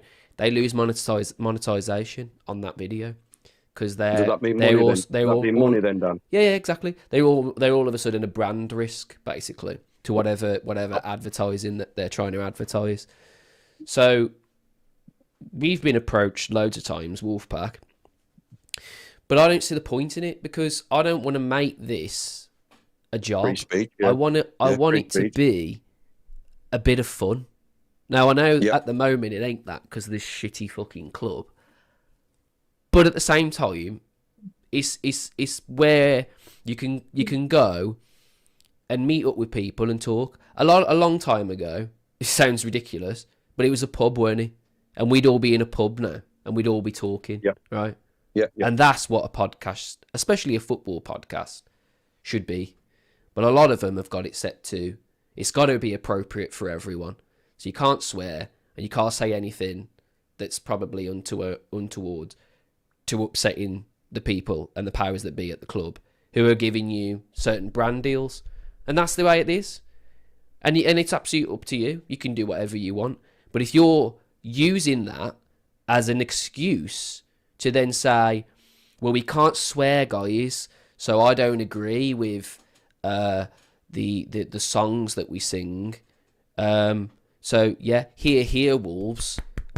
Well done. Congratulations. Now, Can I have more of this, please? And that's all there is to it. Yeah.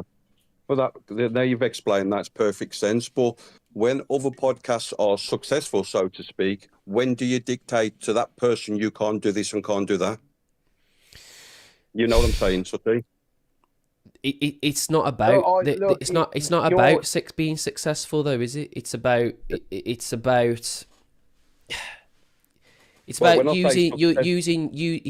using your platform for the right means. That's what it is. Yeah, when I say successful, I mean great to watch when people like Sutty was on there and Tuba, because they speak from their Wolves hearts and their history. But Sutty and Tuba to some extent, I know he's in the chat, is a brand risk. Yeah.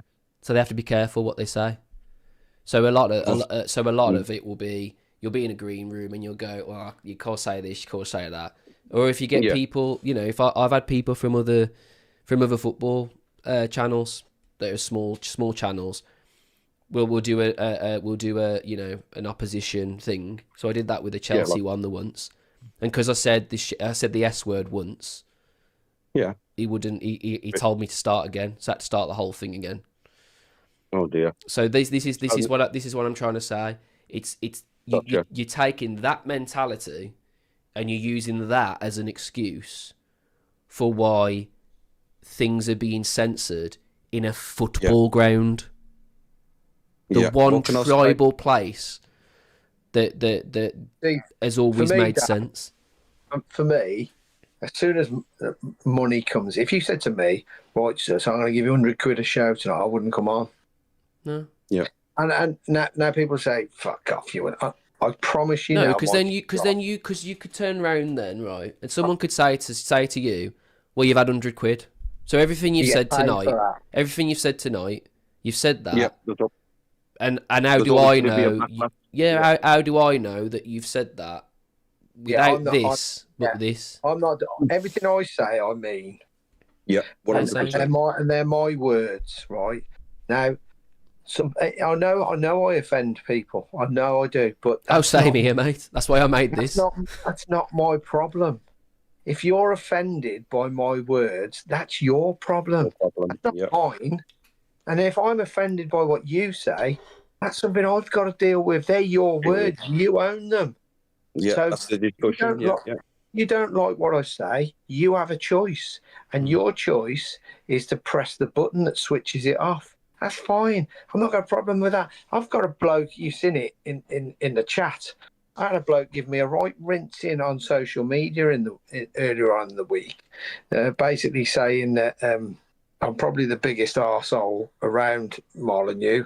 We're all unhappy with Fosun, but what's one fucking flag gonna do? And I'm in it for my own agenda. Well, I can assure you, I'm really not. And this guy, I offered him to come on here tonight, or come on here whenever he wants. He won't come on here because, as I told him, you've seen the chat. As I told him, he ain't got the bollocks he was born with. So it's easy to sit behind a keyboard. Yep. And rinse people behind the keyboard. Where it's difficult is putting your face on show for a couple of thousand people and putting your head above the parapet and saying, there I am, have a shot at me, because I'll come back at you. Don't you worry about that. I'll come back at you. And if you've ever got a problem with me, or somebody's got a problem with Dapper, or someone's got a problem with Dan, go and see them, because you'll have far more respect if you go and approach them and air your 100%. view, rather than typing it. Because honestly, I'll tear you a new arse if you're typing it, and I'll do it in public so everybody can see it. Every single person will see it, and I even give him my seat number. So I'm hoping on Saturday he comes and taps me on the shoulder, because I'll have far more respect for him if he taps me on the shoulder, which he won't, by the way. He won't do that, because he don't like me, and that's up to him. That's something I have to deal with if he doesn't like me. I couldn't give a fuck. I don't care. What I got to say, Sutty, is when you was on another podcast, I latched on to you straight away, because I was thinking, fucking hell, another Wolves fan who actually feels the way I do about the club and what it's declined the last 6 years. So when you actually, congratulations to Dan for doing this show, because it's free, you can say what you want, obviously not racist. You can actually say how you feel about the football club. And no one, you know what I mean? You might get a couple of comments on it and say dickheads or whatever. That's like you said, keyboard warriors. But this is the first show I've come on and I can speak my mind and like-minded people. But where other shows, the thing is, I've got absolutely no beef with the other shows. I've literally worked with them. I've worked with all of them, pretty much. I've got no beef with them whatsoever. They can do absolutely anything they want, and if they want to make their thing family friendly, that's brilliant. Because there's probably a lot of kids that watch these things, and that, yeah, okay, I absolutely agree. You don't swear and everything. And if that's the reason you've made your thing family friendly because you want to please the younger crowd, that's brilliant. That's fantastic. But a lot of it is a different thing, and I know that. I know the whole monetization rules. Yeah. There's a whole thing around that. Do you know what I mean? If you become a brand risk, no one wants to work with you, and that's fair enough. Makes sense. But yeah. Yeah, thank you very much, buddy. Thank you very much. Thanks for joining in. How's your mum, Sutty, by the way? She's doing very well, thank you, mate. She's up and walking. She's on the mend. She is, mate. Thanks very much for asking. Okay, my man. Thank you. Thanks for the time again, guys. Thank you very much. No worries, mate. Cheers, Class as always. As always. See you later. See you later, lads. Take care, guys. Take care. Right, we gotta get this bloke on. We gotta get Tuber on. I've got one. It's time for one more. So glad that you guys have joined us again, as always. And like I said, the reason why the Two Grumpy Wolves podcast exists and why I've said Sutty would be such a great addition to it is because there isn't many places where you can literally just say whatever the fuck you want to say. There ain't. And it's not anyone's fault. 9 times out of 10, it's YouTube's fault, pretty much. A lot of it does come down to the fact that YouTube is just a very finicky, fucking hostile place, where you can't really say what you want to say because there's rules against it all. Do you know what I mean? Because this is 18 plus, it's after 9 p.m. I've gone by all the different rules. We don't earn money from it. That's why it exists. So I do appreciate you guys enjoying it. I'm gonna get Tuber on. I'm just going to mute you, mate. So if you want to say hello, should be able to hear you now. How are we doing, mate? Dan? Craig, how are you, boys? Good, mate. Good. Right, Yeah, boys. If you feel anything like me, since third week in August, I've just been angry and in despair. If you play the game and you can. And you understand about structures and formations, Wolves have been in a really, really bad place for 2-3 years. Our formation is brittle. We've absolutely got no fight.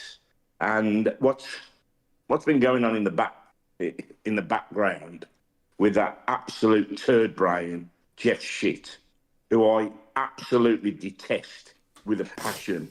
If I saw him in the street, I would slap him. Yeah. I absolutely would slap. I absolutely detest the bloke. And I'm hearing of late all this positive stuff. You know what? There's a saying in business: don't tell me, show me. Don't tell me, show me. And the rumours that I'm hearing about who we're linked to, Shay Adams. If that's the level again, player, by the way, yeah, that we're linked to, we're in deep doo-doo. I am in despair, as you've seen when I've done the aftermatch podcast. Mm-hmm. I've been embarrassed more times this season than ever, and I can't see the hope. That's the issue at the moment. I can't see any hope.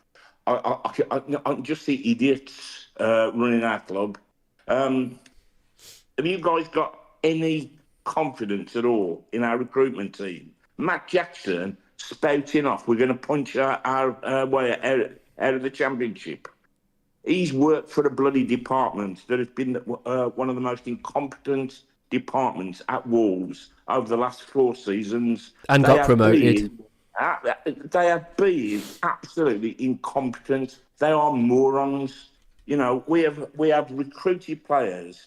How much money have we wasted? 300, 400 million pounds? Far too much. That.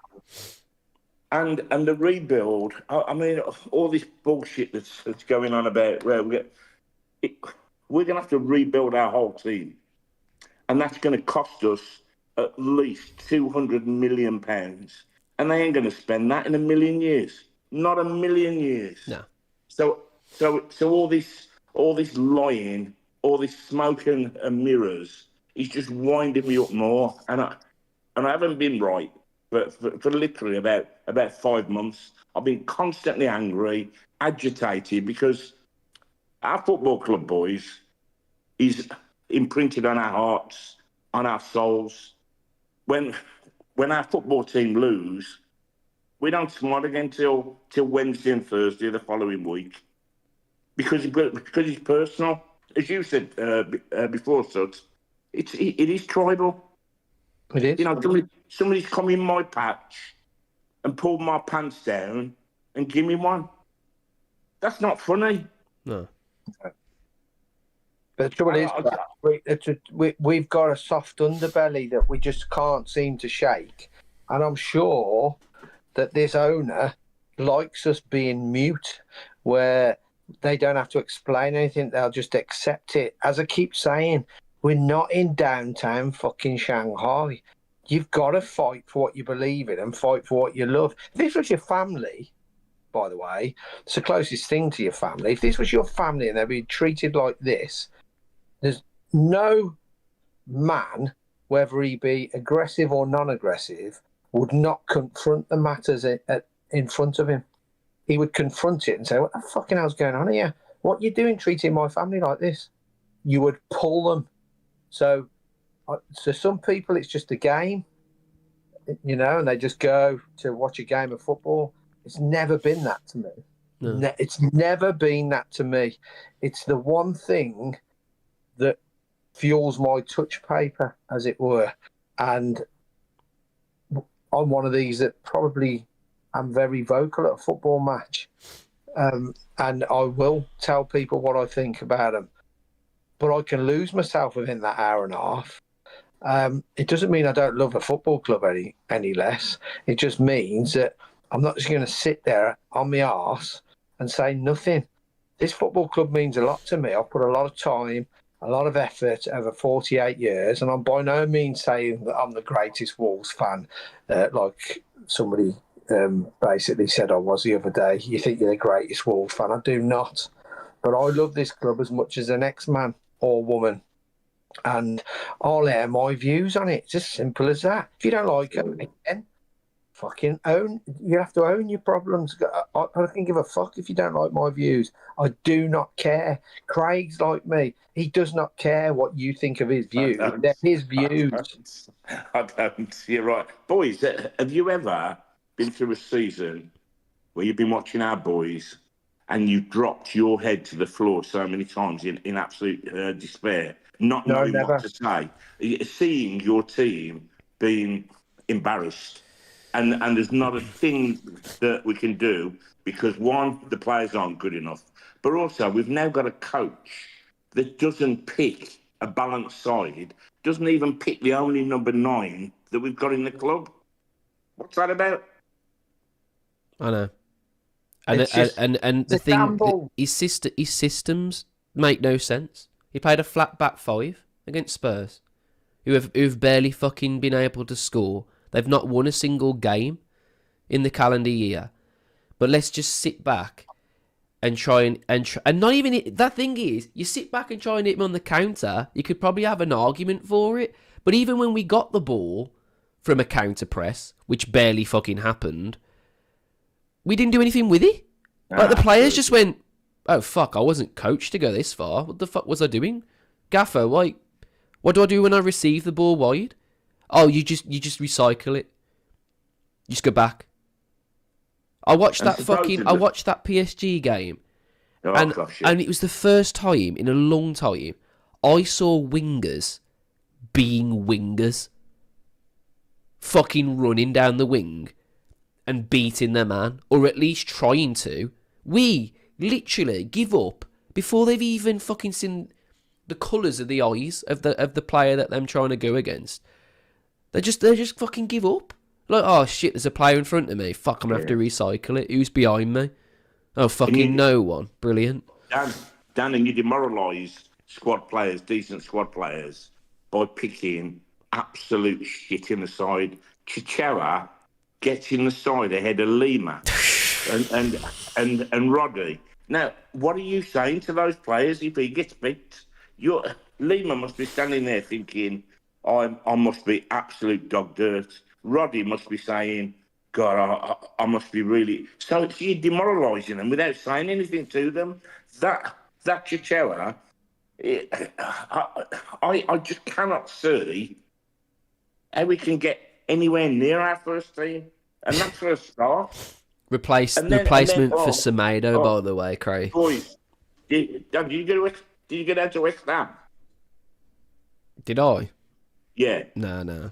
Oh, boys, let me tell you, we set up, and the team came out, and I looked at it, and I thought, what the can we do in here? Well, this is the worst team in the league, and we're giving them the game. We absolutely battered them for 27 minutes. Crosses in the box. Yeah. Crosses in the box. Crosses in the box. To our massive forward line, 5'4" Angel Gomez and our 5'10" Armstrong against 6'3", 6'4" massive centre halves, who I have to say didn't even have to jump to head the ball out. They just walked onto it. Who picks that sort of formation? These are supposed to be professional coaches. Who picks people like that? Craig? Yeah? Don't forget, though, mate, he's ever such a nice bloke. Oh, fuck it. Don't start me. He knows the club. He knows the league. He's done it all before. Craig, are you going to the fans forum? I wish. Well, clearly you're not. Clearly you're not. But what would you ask? What would be? You got one question you want to ask. What would you ask if you had an invite? Can I have two questions, Sutty? Because I'll give you two. Yeah. I would. My first question would be to Nathan Shee, who I would say, right. So you're one of these super kids on the block in a multi-billion-pound organisation, global organisation, and your boss is supposed to be some sort of super brain. How can you watch from afar and watch a systematic decline in a £400 million asset year on year and nobody move to do anything about it? How can you not notice a decline of that measure? And by the way, a loss-making business year on year. So 25, 30 million pound loss-making a year on year.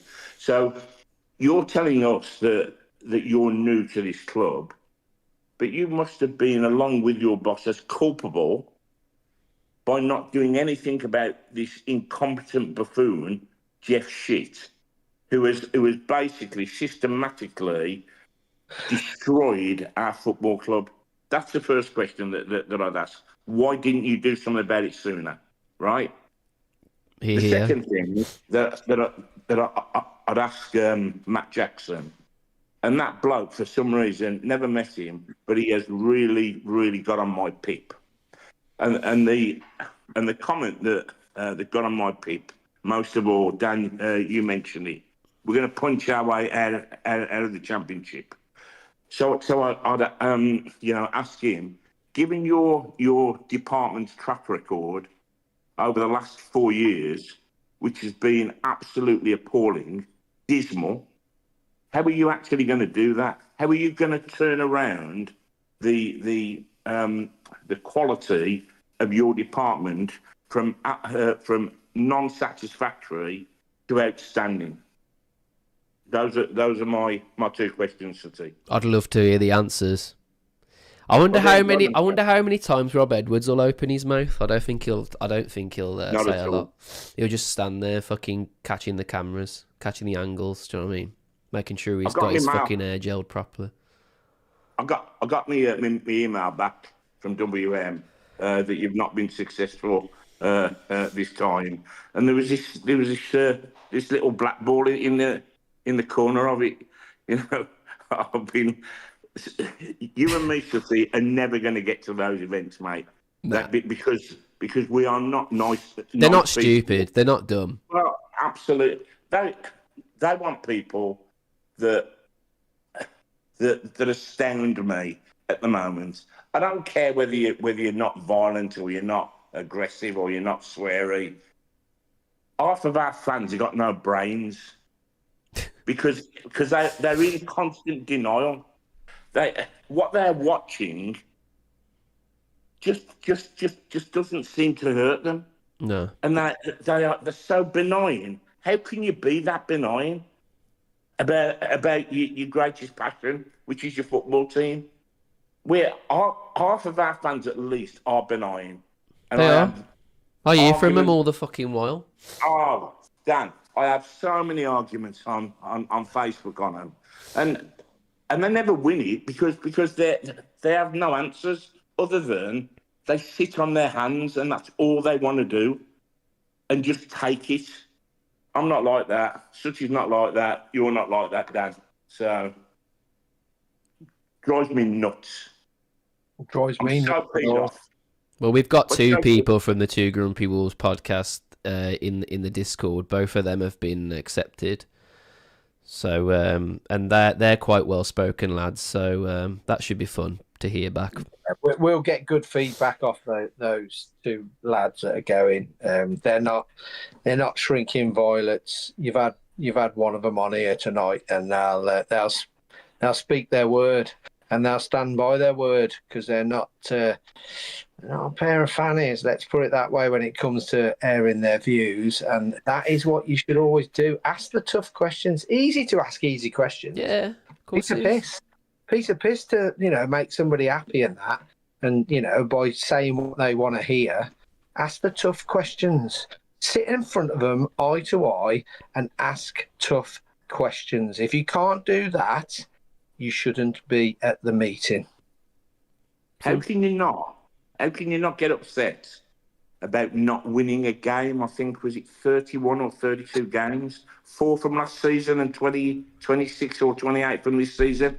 How can that not get to you? How can that not get to you? And how can us being the laughing stock of the Premiership, being on the bottom of the Premier League the whole season, how can that not stir your passion? How can it not? Craig, I come out of there a lot of the times now. I've been so angry inside that when I come outside now to go home, I'm almost numb to it. Does that make sense? I've gone past the anger stage at that point. Then I've been so angry watching it and looking down at the concrete steps beneath my feet because I cannot believe what I'm seeing. And I go home and I sit in the car, especially if I'm on my own, and I sit there in silence. In just I've gone past that really angry stage, and I cannot believe that such a vocal area of our ground, i.e. the South Bank, is not apoplectic with rage and anger. I just cannot believe it. I think what we've got, and don't take this wrong, anybody, look, you're all entitled to sit where you want to sit, but I think over the years, Fosun have done exactly what they wanted to do, and they've priced out your old school boys, and then you've had a shift in the pack, and you've had a few from the Billy Wright getting, we want to be in the South Bank, let's get in the South Bank, and it's fucking killed it. It's killed it because you've priced your militant old boys out. and they're the ones that are always going to stand up for you. I know loads that don't go anymore. They can't afford it. Shocking. Been going 50 years. Some of them can't afford it. Yeah, but how do you stand there when you go away? Which we go away a lot, so as you know. Yeah. And you stand there, and from 28 minutes down in London on a Friday night, when you bus you got to get down there for an 8 o'clock kick-off, and you got to stay over, so it should cost you a few £100, and you bow your head on about 32 minutes because you're embarrassed. Yeah. You're embarrassed, so you don't feel like singing. Your heart's in your feet, and you think, you know what? There's got to be a 4-0 to West Ham. They are absolute dross. They are dross. And we then go away next week, and the very least you think yet again another sellout away end, and I'll say it now. Leeds fans, fantastic, absolutely fantastic fans. And we're standing there. We should have been 1-0 down in 30 seconds. So no response. And that tells you everything that you need to know from the top of the club down to every single player. They don't want to fight with their hearts and their souls and their bodies and their blood. They don't want to fight for us. So they've all got to go. They all are going, mate. That's come onto the terraces as well, Craig. Just in a comment, and on here, a young lad that he stands next to me, Ben. He's right in what he's saying. Saturday, I mean, I don't know what you two thought, but I thought that was absolutely disgraceful. And the players have come over.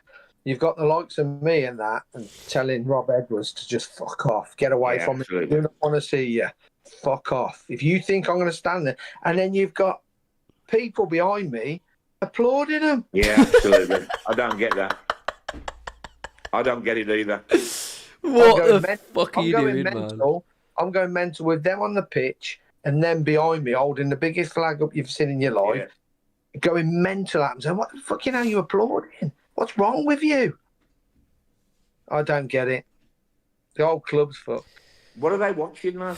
It's not that, though, is it? They feel obliged to clap because they've come over and sort of addressed them and whatever.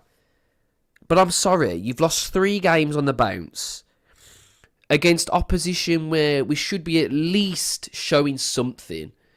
And against Tottenham, man, honest to fucking God, man, they are, without doubt, one of the most imperiled teams that we faced all season. Yeah. And you don't fucking do anything attacking-wise. Just don't do anything at all the whole game. And you're expecting everybody to applaud you for what? Showing up. For what? What have you done? You put your shirt on the right way around. Fuck off, man. Like, literally, you don't deserve to wear the fucking shirt. Simple as that. Villa, at Villa Park, we lost 1-0. And we gave our team a huge ovation, even though we'd lost. Because they'd given us everything that day. They'd given us everything that day. And we're robbed, basically. Yeah. But then to serve up some of the utter dross. And Matt Jackson is in cloud cuckoo land when he makes the comment, no championship side would get the ball off us. That comment worries me beyond words, because that tells me that bloke is living in La La Land. He's living in Neverland. He's living in Disneyland. The man is living in anything but the real world. I know at least 6 or 7 of those championship sides at the moment that would beat us now with this current squad. Yeah. But Tuba, I don't know what you're worried about, because according to our manager, we matched Spurs. That was his exact words. We matched them. What a fucking stupid thing to say, man. Why can't they just be honest? Are we allergic to honesty, this fucking football club? What, Danny? Is he worried about the fragile confidence of the players? I'll tell you something, man. They wouldn't want to come into the dressing room if they played for me. I would absolutely tear them a strip. I wouldn't even let half of them in the fucking dressing room. Well, like, where are you going, lads? Oh, sorry, Gaffer. We're just gonna go and change Have a and cup that. of tea, Get into our Ferraris and fuck off. I'm like, no, you ain't. You're gonna fucking run the length. What are you doing? Absolutely. Yeah, I'm gonna see you run because I ain't seen you fucking run the whole game. So you best fucking get on your bike, earn your fucking money, right? Start fucking running the length. But they don't. They just get in their fucking supercars. They fuck off to the posh end of Wolves. They get in their fucking jacuzzis, and they don't fucking think about anything else. They book their holidays for the summer, and we don't. And that's it. We matter not to them all, but yet let's clap them all like they're the next fucking coming of Christ. Like, fuck off, will you? Just literally do me a favour. Next time, just fuck off straight down the tunnel. Just go. And Rob Dan has had a bit of stick now, and I've noticed when the lads have played well, he stays around for a bit. But at West Ham and at Leeds, he came down, he got a few, off you go, but not so polite, and just say it, man. Seconds, say it, and he walked off, and I thought that was really poor, because when you served up crap fare like that, stand and take the stick that you deserve, not run off like cowards to your dressing room. And Tolu at Leeds, did any of you notice that, by the way? I know it's been reported, but I saw it. He fucked off down the tunnel. When he put Wang on, I saw him get up, he got his hood on, he looked really, really brassed off. End of the day, right? Yes, you should never, ever lay a hand on a youngster. Ever. Who said he did, though, Dad? That's what I've heard, right? So you've got that, and that's fair enough. But then why put him on the fucking bench? Absolutely. Why put him on the fucking bench then, and give him the false hope? Just don't play him at all, and then come out in the media and tell us the fucking truth. I'm sorry. There was an altercation. It's all sorted now, and the lads are friends. But I just couldn't. I have to punish people and have a little bit of bollocks about you. Don't just go, oh, I've put him back on the bench again. I'm not going to play him the whole fucking game and make myself look an absolute twat when the game's screaming out for a tall bloke to fucking get the ball down to his feet. But I'm just gonna not bother playing him, and then wait for it to inevitably leak. Like, what the fuck are we doing? What is the... Dan, that ain't punishing Tolu. That's punishing the fans. It's punishing everyone. It's punishing everyone, mate. It's ridiculous. You should deal with him. You should fine him, and then you should get him in the team where he should be. Him and Mane were friends the fucking day after, so who gives a fuck anyway? I know they were. Again, though, it's a shit show, isn't it? From top to bottom. And again, Nathan Chee's announcement. You've heard nothing of him since he met with you guys. You've heard nothing of him. Why? The club's in crisis, and he's supposed to show leadership. Where is it? He posted his AI thing about when we got relegated. AI, Dan, absolutely. We are a shit show from the chairman down. We've got what we tolerate, though. We've got what we deserve. Not us as fans, but the club in general. As a fan base, there's a lot of them just tolerate it. We have chats in different Discord channels. I sit there at times thinking, I'm sure this fucker works for Fosun. He must do. Whoever, Craig knows. Like Scooby-Doo, you take the mask off, it's fucking Jeff. This guy has got to be within the club. He's got to have something to do with the club, because there's nobody with a logical brain argues against what we're saying. It's just, and I'm sure they plant people in Discord groups. Maybe I'm overthinking things, but that is the mindset of some of the people within this football club. They keep harping on about we wouldn't have even had these years if they hadn't have come. Well, that's fair enough, but you can't keep harping back to 5, 6, 7, 8 years ago. You've got to look forward at some point, and if you're going to look forward, you've got to have a plan. What is your plan for this football club, and what direction do you want it to go in? Do you want it to compete for things? Because the last chairman told you if you wanted to win trophies or be in contention for league titles, then maybe Wolves isn't the club for you. As soon as you said that, we should have had the fucking TIFO out the size of the fucking South Bank with a big Taiwan flag saying, Jeff, just fuck off. But we haven't got the... Too political, Sutty. Too political. Oh, fuck that. We haven't got the cojones to do it. Where's the passion, though? Where's the passion? After the West Ham game on that Discord interview I did, a bloody West Ham fan come and put his hands on me, right? And he got his F off answer, you know. That's a passion. When somebody's beat my club, that's personal to me, right? Don't start taking the piss. Yeah, oh no, you know, it's banter, It ain't banter. It's taking the piss. Yeah, it is. Don't do it. Yeah. Good. It's disrespectful, do it, I'm going to react. And Sutty, you're the same. Well, if the shoe was on the other foot, they'd do the same, wouldn't they? So what's the difference? You know, I can't change. I'm not going to change. I'm too old and tough for it now. I won't change for anybody. I am what I am, and I'll say what I think needs saying. It's as simple as that. Anyway, Tuba, listen here. Give great us show, mate. By the way, great show. Thanks so much, mate. That's Give us great. give us your Sunderland score. Oh God. We ain't going to score, boys, and that's clear. That's our problem. We've got no goals in us whatsoever. I think 3-0. We'll lose 3-0. 3-0. Yeah. And I don't think we'll score another goal this season.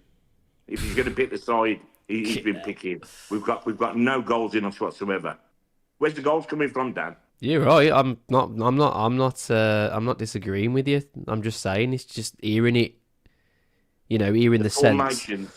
The formation and the selections are absolutely crap. Why not just go for it? Why are we sitting back? What the fuck are we hoping for? $1 million question, Dan, that is, of Rob. Super Rob, our saviour. The man that's going to bring us out of the championship on the first go. Not with these selections, he ain't, I'm telling you. But and you can only judge. And for all those people that are saying, oh, you're negative and you weren't shouting like this when you won games, we've only won 2 games, right? Only won 2 games for a start. But you can only judge somebody on the work that they do, on what they put out, on the decisions they make. And at this moment in time, Rob Edwards is running woefully short because his selections and his formations and his strategy are literally 4th division level. Correct. So, T, what was your score, mate? Well, I went a bit more hardcore, actually. I said 4-0 to Sunderland because I just think I think they're gone. They're petrified now to come out on that pitch. And the tactics he's setting them up with is just tactics that'll lose. Well, it'll say a lot. It's like asking a boxer, go into the ring, and all I want you to do is last 12 rounds. Don't hit him. Absolutely.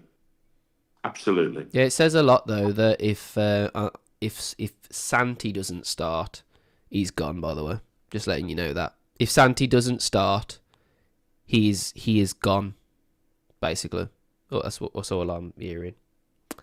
Well, you know, the one fucking player that's been Mr. Reliable practically the whole season, really, other than whoever's next to him. So if he's not playing, he's gone. If Krejci's not playing, he's had whiplash because he got pushed. Yeah. He's up to Leeds. Yeah. If Angel Gomez isn't playing, it's because he got bullied throughout a whole fucking 3 games in a row.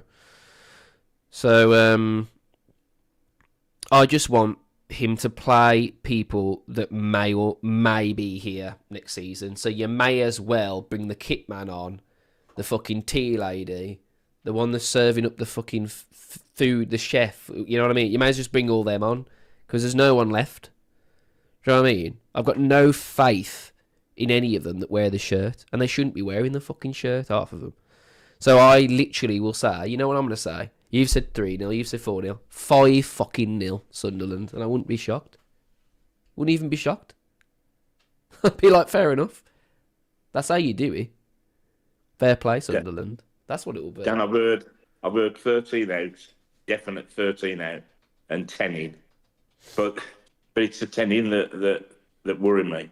Because, as I said, if they're the level of the names that I've been listening to, we're just going to be a mediocre championship side. Yeah. Another thing as well, Sarr in the net. If Sarr's not in the net, that'll be an interesting one. Because he keeps saying he's poorly or he's done his back in, and then you're just thinking, have you though, or did you just fancy a day off? Anyway, my mates, I'm gonna have to go. It's been an absolute pleasure as always. Thank you very much for tuning in. We're going to be back Thursday. I probably will do a watch along on Saturday, I'd imagine. I won't want to, but there we go. I will do one probably. But yeah, thanks for joining us. Like the video, subscribe to the channel if you're new, hit the notification bell. Thanks very much for being here, to the guests. And thanks as always, Sutty.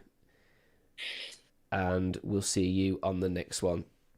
Till then, guys. See you later. Cheers, boys. Thanks, lads.